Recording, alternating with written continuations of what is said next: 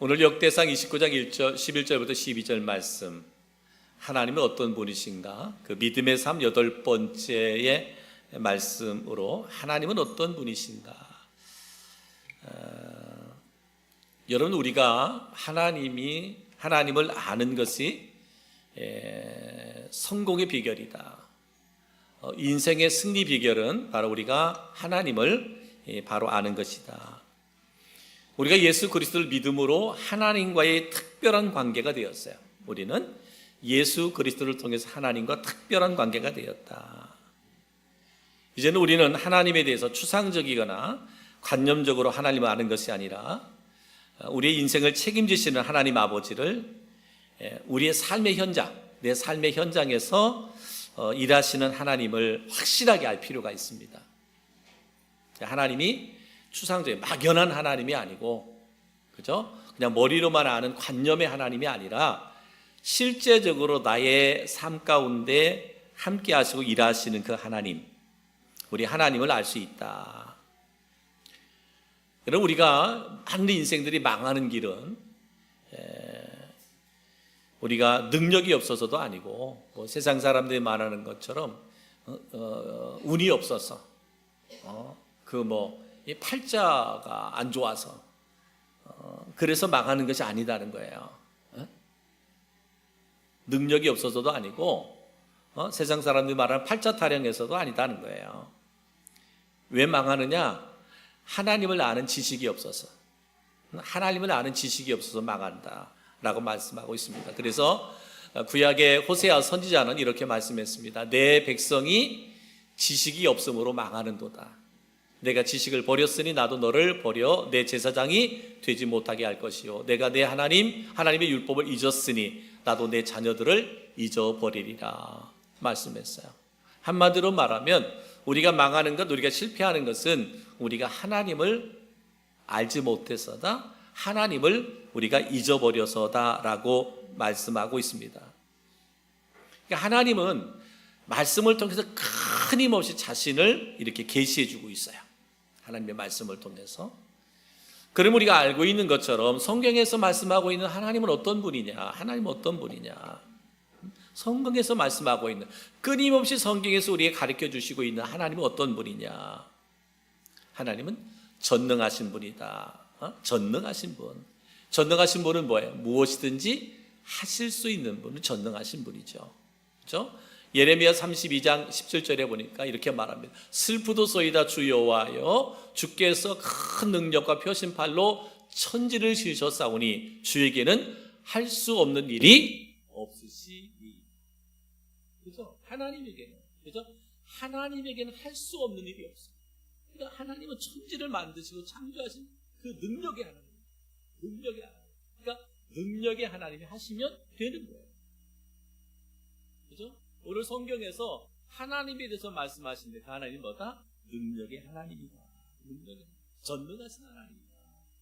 또 뭐라고 말씀하고 있어요? 전지하신 하나님이다.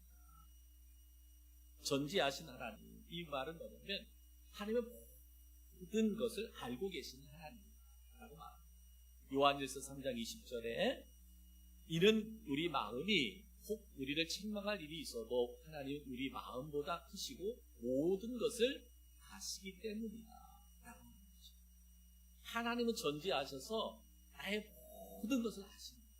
나의 아픔도, 나의 슬픔도, 그죠? 나의 그 고난과 고통도 다 아시는 분이 하나님입니다. 그 하나님을 전지하신 하나님. 하나님이 여러분의 모든 것을 아신다면 어떻게 해야 돼요? 그분 앞에 나의 모든 것을 맡기는 거예요. 말씀드렸잖아요. 하나님은 전능하시다. 하나님에게는 못하실 일이 없으시다. 그 하나님이 나의 모든 것을 알고 계시다. 그러면 그분 앞에 뭐예요? 내 마음을 쏟아놓으면 되는 거예요. 그분께 나의 모든 것을 맡기면 되는 거예요. 나의 모든 것을 아시는 전능하신 하나님께서 우리를 도우시면 되는 거잖아요. 그죠? 우리를 도우시면 되는 거예요. 그러면서 그 하나님을 어떤 하나님이라고 말하고 있냐? 편재하신 하나님이라 그랬어요. 편재하신 하나님. 그 편재라는 말은 어느 곳에나 있다. 어느 곳에나 있다. 예레미야 23장 24절. 여호와의 말씀이니라. 사람이 내게 보이지 아니하려고 누가 자신을 은밀한 곳에 숨길 수 있겠느냐. 여호와가 말하노라. 나는 천지에 충만하지 아니하냐라고 말합니다. 이 말은 하나님은 어느 곳에 사시죠? 어느 곳에. 그런 모습이죠. 모든 것을 할 수 있는 전능하신 하나님이 나의 모든 것을 아셔. 그리고 그 하나님이 어느 곳에나 함께. 그러니까 여러분이 있는 지금 이곳에도 하나님이 함께 계시는 것이고, 여러분의 가정으로 돌아가면 가정에도 하나님 함께 계시는 것이고, 여러분이 직장생활하고 사업을 한다면 그곳에도 누가 하나님이 거기에 계시다 하시는 거예요. 여러분, 하나님이 나의 모든 것을 아시는 것이 부담스럽습니다. 기뻐요, 부담스러워? 하나님 나의 모든 걸 알아. 내가 어디 있는 것까지도 하나님이 지금 보고 계시. 좀 부담이 되죠? 그렇게 살면 안 돼. 하나님은 부담스러우면 안 되지. 근데 있으면 안 되죠. 항상 우리는 은혜의 자리에 있어야지. 그렇죠? 은혜의 자리에 있어야지. 다시 말합니다. 하나님은 전능하시고, 전지하시고, 현지하시고. 그렇죠? 모든 것을 하실 수 있는 하나님이 나의 모든 것을 아시고 어느 곳에나 나와 함께 하신다. 저는 이 사실이 여러분에게 위로가 되기를 바랍니다. 예? 이것이 부담이 아니라 힘이 될 수 있기를 주의 이름으로 축복합니다. 근데 그 하나님은 또 뭐라냐? 영원하시다고 했어요. 우리의 세상의 것들은, 세상의 삶들은 잠시 잠깐이란 말이에요. 그렇죠? 근데 하나님은 영원하십니다. 처음과 끝이 없이 계속되십니다. 시편 90편 2절에 산이 생기기 전 땅과 세계도 주께서 조성하시기 전 곧 영원부터 영원까지 주는 하나님이십니다. 그렇잖아요.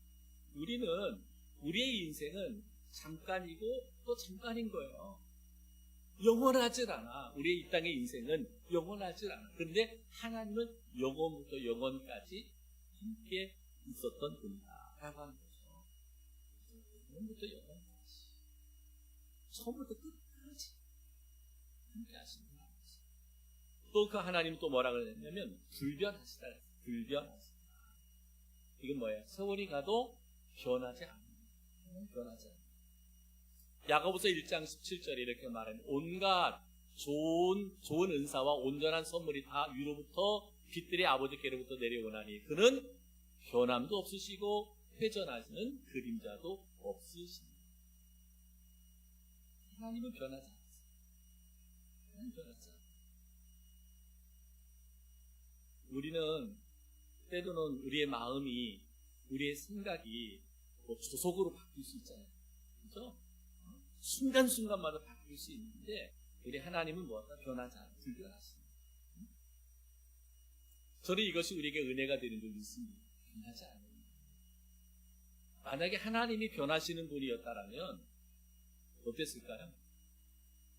맨날 우리는 하나님 앞에 속된 표현으로 쳐맞았을 거예요. 아침에도 맞아야 되고 저녁에도 맞아야 되고. 근데 우리를 사랑하시는 하나님의 사랑은 변하지 않아요. 좀 내가 실수해요. 그죠? 또 내가 실수해요. 그죠? 변하지. 제가 이제 손녀를 봤잖아요. 외손녀를 봤잖아요. 그죠? 사진으로만 이렇게, 영상으로만 보고. 그리고 이제 새 식구가 그 글이 안 돼가지고, 붙들려가지고, 꼼짝을 못하는. 그래도 뭐야? 그래도 사랑하는 자녀니까 변하지 않습니다. 그 자녀를 사랑하는 할머니의 마음, 아빠의 마음, 엄마의 마음 변하지 않습니다. 마찬가지입니다. 하나님의 마음은 변하지 않아요. 근데 애는 안 그렇잖아요. 뭐 지금 이제 20일 됐나 싶은데도 지 기분 나쁘면 울잖아요. 애쓰고. 그래서 제 기분 나쁘면 그럴 때마다 그런 거예요. 너 이제 20일도 안 됐는데 떼쓰냐? 그래갖고 부모가 때리나? 엄마 아빠 자야 되는데 잘 시간에 일어나서 울고 그러면 어떻게 때려야 돼요? 그런 부모라면 부모 될 자격이 없겠지. 그렇습니다. 하나님의 사랑이 그와 같아요. 하나님의 사랑은 변하지 않아요. 근데 우리들은 뭐예요? 시시때때로 변할 수 있잖아요. 그럼에도 불구하고 끝까지 나를 사랑하시는 분이 하나님입니다. 그렇기 때문에 내가 그 하나님을 바로 알면 우리는 인생을 승리할 수 있다. 인생을 성공할 수 있다. 그렇기 때문에 우리는 하나님 삶에서 우리는 하나님을 하나님 되게 했습니다. 하나님이 내게만 오면 이상하게 변해. 그러면 안 돼요. 하나님이 저 성도에게 너무너무 좋으시고 너무너무 존귀한 분인데 나에게만 오면 하나님은 나쁜 하나님이에요. 그러면 안 돼요. 하나님을 하나님 되게 해야 된다. 우리가 섬기고 예배하고 경배하는 하나님이 어떤 분인지를 우리가 알았다면 이제는 하나님이 내 인생의 주인이 되시도록 순종하고 말씀드렸잖아요. 하나님은 전능하시다. 그 다음에 전지하시다. 현재하시다. 영원하시다. 그리고 불변하십니다. 그것을 성경을 통해서 하나님이 끊임없이 우리에게 말씀하셨어요. 그래서 내가 그 하나님을 알아. 그 하나님을 안다면 어떻게 해야 돼요? 하나님을 안다면 어떻게 해야 돼요? 하나님을 안다면 어떻게 해야 돼요? 순종.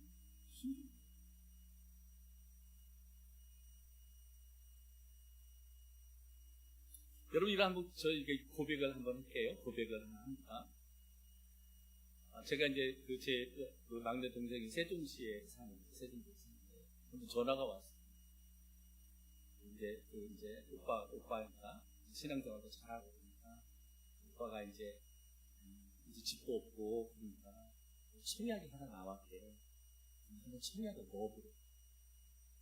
내가 그런 걸 해봤어요. 어떻게 알아요? 아무것도 모르지. 청약이 잘 뭔지도 모르는. 그래서 뭐 하라고 다 이렇게 주더라고요. 그래서 넣었어요. 이번 수요일날 발표예요. 에? 수요일날 발표인데 경쟁률이 몇인 줄 알아요? 58만 대 1이에요.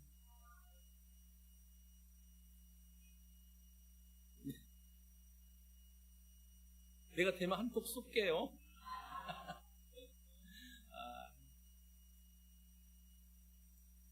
뭔 얘기하다가 얘기됐나 지금? 하나님께 맡기라는 얘기하다가. 그래서 뭐 어떻게 할 수 있어요? 여기 한번 동생이 넣어보라 그러니까 넣어봤어. 넣어봤는데 뭐 그냥 넣어본 거지요. 넣어본 거지. 목사가 쏘는 한턱 받으려면 기도해 주시고. 그렇습니다. 여러분 뭐예요? 우리가 하나님을 안다면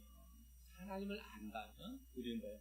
그분께 맡기고 순종할 수 있어요. 순종할 수 있어요. 이것이 뭐예요? 우리의 행복이라는 거예요. 성도의 행복이에요.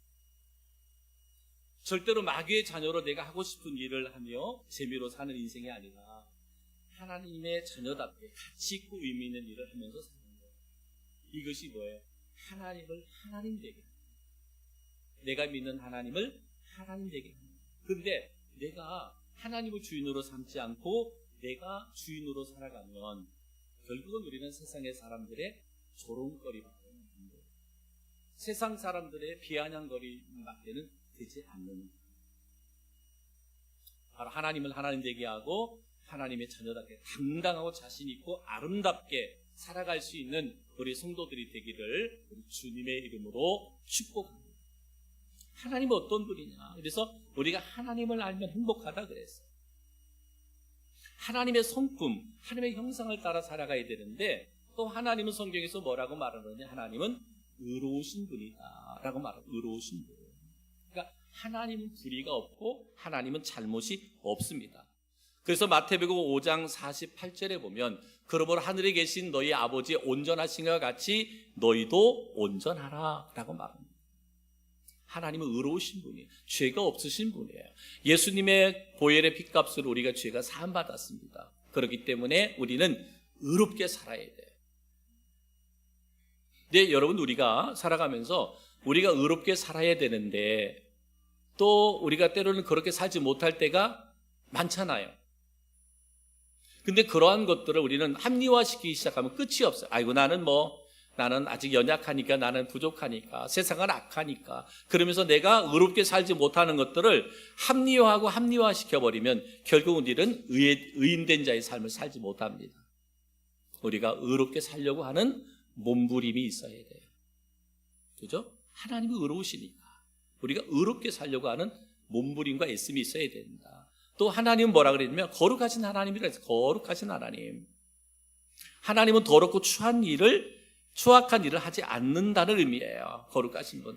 하나님이 깨끗하시다. 하나님 죄가 없으시다라는 거예요. 베드로전서 1장 15절 16절에 보면 이렇게 말하죠. 오직 너희를 부르신 거룩한 이처럼 너희도 모든 행실에 거룩한 자가 되라. 기록되었을 때 내가 거룩하니 너희도 거룩할지니라 하셨느니라. 그렇습니다. 하나님은 더럽고 추한 일을 하실 수 없는 분이에요. 우리가 하나님의 자녀가 되었다면 우리 또한 이 땅에 살아가면서 우리는 더럽고 추한 일을 하면 안 되죠. 우리 부족하고 연약하니까. 그러면서 우리가 이런 행위들을 합리화시켜서도 안 됩니다. 의롭게 살아보려고, 거룩하게 살아보려고 하는 몸부림과 애씀이 우리들에게 있어야 돼요. 그냥 안 되잖아요. 내가 하나님의 영으로 충만하여 있고 하나님의 말씀에 붙들림 바 되어야 살아야 의롭고 거룩하게 살아낼 수 있는 거거든요. 근데 그런 노력도 하지 않고서 우리가 그리스도인답게 살려고 하는 것은 있을 수 없죠. 또한 하나님은 뭐예요? 하나님은 사랑이시라 그랬어요. 하나님의 사랑. 조건도 대가도 없이 무조건적으로 우리를 사랑해 주셨습니다. 그러니까 하나님의 사랑과 은혜를 입은 우리가 하나님을 사랑하고 이웃을 내 몸처럼 사랑하는 것은 우리 그리스도인의 본분이에요. 그렇죠? 하나님의 사명이고요. 하나님 사랑과 이웃 사랑. 왜? 하나님은 사랑이시기 때문에 그 사랑을 입어 살아가는 성도들은 우리도 또한 하나님처럼 하나님을 사랑하고 이웃을 사랑할 수 있어야 된다라고 하는 것이죠. 또 하나님은 성경에서 말할 뭐냐? 하나님은 판단이 공정하신 하나님이에요. 공의로우신 하나님이다. 하나님은 의롭고 공정하신 분이기 때문에 사람이 행한 대로 심판하신다라고 말씀하고 있습니다. 그러니까 우리 그리스도인들은 뭐예요? 정직하게 살아야 되죠. 그죠? 우리 성도들은 바르게 살아야 됩니다. 이 땅에 살아갈 때 우리 교회와 성도들을 향하여 주님은 우리에게만 너희는 세상의 빛이다, 세상의 소금이다라고 말씀하고 있습니다. 이 말은 뭐예요? 그리스도인은 정직하게 살아야 된다, 바르게 살아야 된다라는 얘기죠. 어느 곳에서 무엇을 할지라도 나는 그리스도인이에요. 하나님을 믿고 예수님을 믿는 그리스도인이에요. 그리스도인들은 공의의 삶을 살아야 돼. 정직한 삶, 바르고 신실한 삶을 살아야 된다라고 말씀하고 있습니다. 또한 성경은 우리에게 하나님에 대해서 말하기를 뭐라고 말하느냐? 하나님은 용서하시는 하나님이다. 용서의 하나님. 우리의 죄를 주님 앞에서 진심으로 자백하고 용서를 구하면 주님은 모든 죄를 용서해 주신다. 우리 이것을 회개라고 하잖아요. 요한일서 1장 9절 말씀에 보면 이렇게 말합니다. 만일 우리가 우리 죄를 자백하면 저는 미쁘시고 의로우사 우리 죄를 사하시며 우리를 모든 불의에서 깨끗하게 하실 것이요 그랬습니다. 하나님은 우리의 죄를 고백할 때마다 우리를 용서하시죠. 용서의 하나님이십니다. 하나님은 온전하신 분이죠. 그래서 우리는 그 하나님의 성품을 우리는 닮아가야 돼요.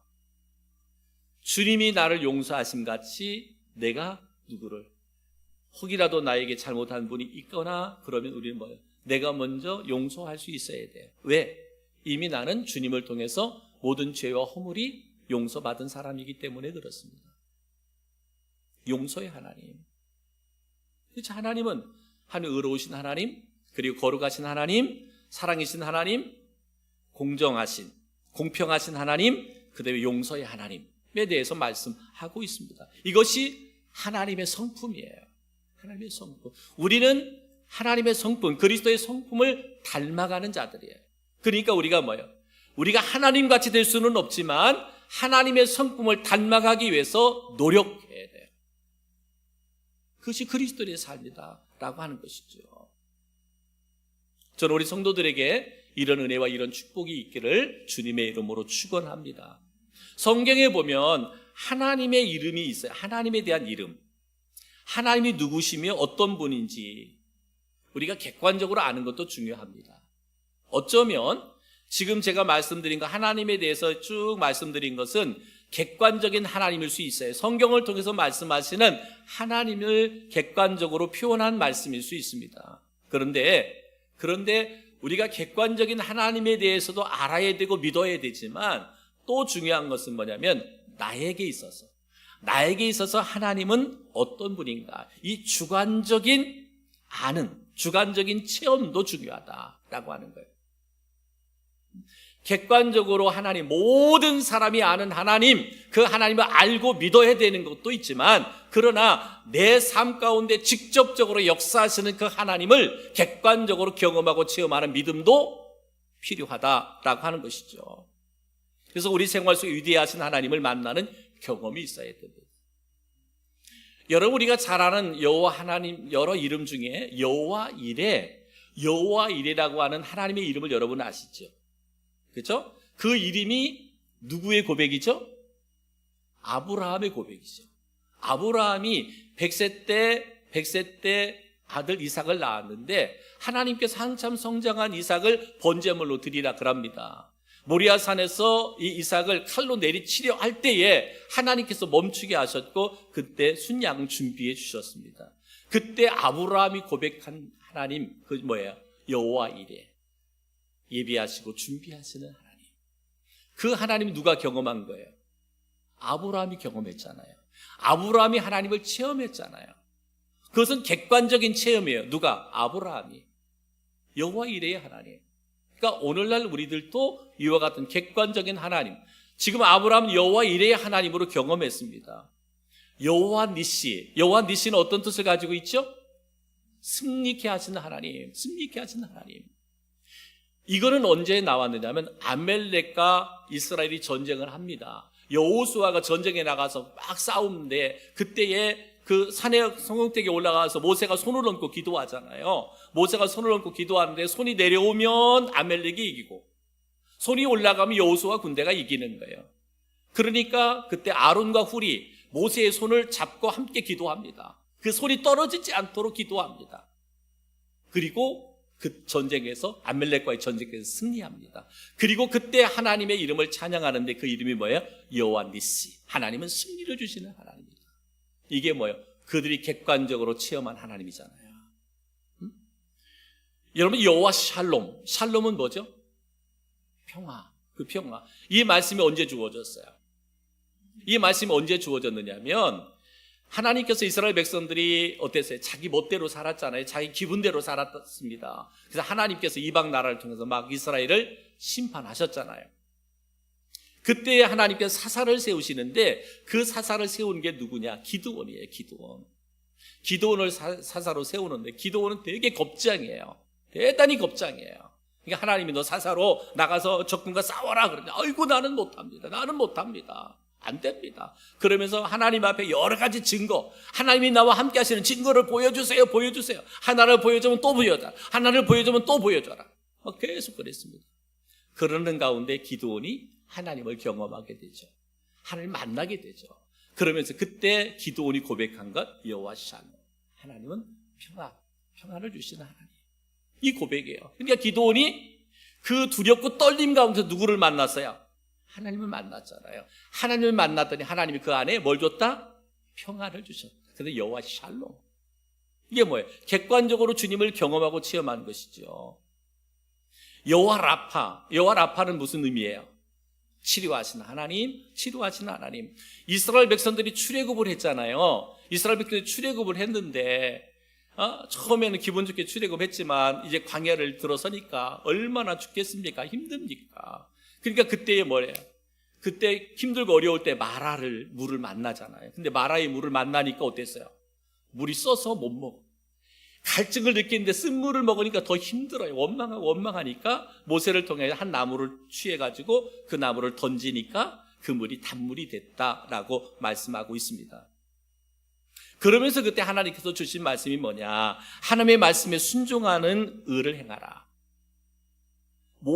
그러면 모든 질병에서 질병을 내리지 않겠다라고 말씀하고 있습니다. 이 사건을 통해서 너희는 하나님의 말씀에 순종해라. 그러면 내가 너에게 어떠한 질병도 내리지 않겠다. 그때 그들이 고백이 뭐냐? 여호와 라파, 하나님은 우리를 치료하시는 하나님이시다. 이것이 뭐예요? 이것이 바로 하나님을 우리가 주관적으로 경험하고 체험하는 것이죠.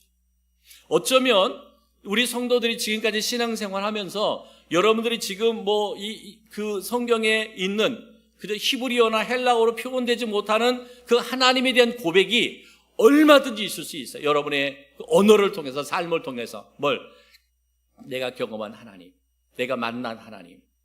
그죠? 왜 그랬습니까? 우리의 환경은 다 다를 수 있단 말이에요.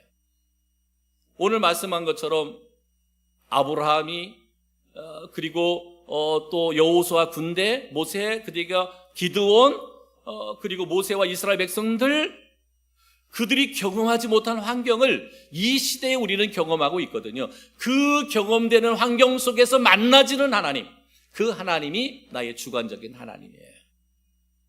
분명한 것은 이 주관적인 하나님이 어디에 기반을 두느냐? 객관적인 하나님이죠. 우리가 아까 설명했던 전능하시고 전지하시고 편지하시고 쭉 하나님, 의롭고 거룩하고 사랑하고 공평하고 공정하고 그 하나님, 이 객관적인 하나님에 근거한 하나님이어야 돼요.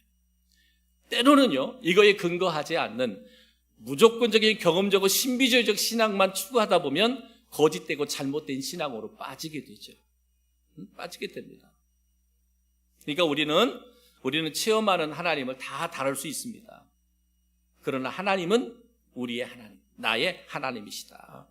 그래서 우리의 생활 속에서 하나님을 체험할 수 있도록 늘 우리가 하나님의 말씀에 순종하는 생활을 해야 합니다. 여러분, 그냥 경험되어지는 게 아니잖아요. 하나님이 그냥 체험되어지는 게 아니잖아요. 우리가 하나님의 말씀을 아멘으로 받고 순종할 때 거기에 경험되어지고 체험되어지는 은혜가 있게 된다라고 말할 수 있습니다. 사랑하는 성도 여러분, 저는 여러분 한 사람 한 사람이 살아계신 하나님을 분명하게 체험하게 되는 은혜가 있기를 주님의 이름으로 축복합니다. 여러분, 오늘 말씀 역대상 29장 11절 말씀을 보면 여호와의 위대하심과 권능과 영광과 승리와 위엄이 다 누구에게 속했다? 주께 속하였으니 천지에 있는 것이 다 주의 것이로소이다. 여호와여 주권도 주께 속하였사오니 주는 높으사 만물의 머리이심이니라. 모든 것이 누구에게 속했다? 주님께 속했다라고 말합니다. 또 12절 말씀에 이렇게 말씀합니다. 부와 귀가 주께로 말미암고 또 주는 만물의 주제가 되사 손에 권세와 능력이 있사오니 모든 사람을 크게 하심과 강하게 하심이 누구 손에 있다? 주의 손에 있다. 한마디로 말하면 내 삶의 주인은 누구다? 하나님이다. 내 인생의 주권은 누구에게 있다? 하나님께 있다라고 말씀하고 있습니다. 사랑하는 성도 여러분, 하나님을 아는 것이 성공의 비결입니다. 하나님을 하나님 되게 하시기를 주님의 이름으로 축복합니다. 이것은 하나님의 주권을 인정하는 것입니다. 하나님을 알면 행복합니다. 하나님의 위대하심을 경험하고 체험하는 축복이 우리 모든 성도들 가운데 있기를 바랍니다. 모든 것이 다 주께 속하였습니다. 부와 귀가 주께로 말미암고 권세와 능력이 주께 있으며 크게 하심과 강하게 하심이 주의 손에 있다라고 말씀했습니다. 사랑하는 성도 여러분 한 사람 한 사람이 이 믿음 갖고 이 확신 갖고 한 주간 동안도 여러분 승리할 수 있기를 바랍니다. 하나님의 영광을 드러낼 수 있는 우리 모두가 되기를 주님의 이름으로 축복합니다.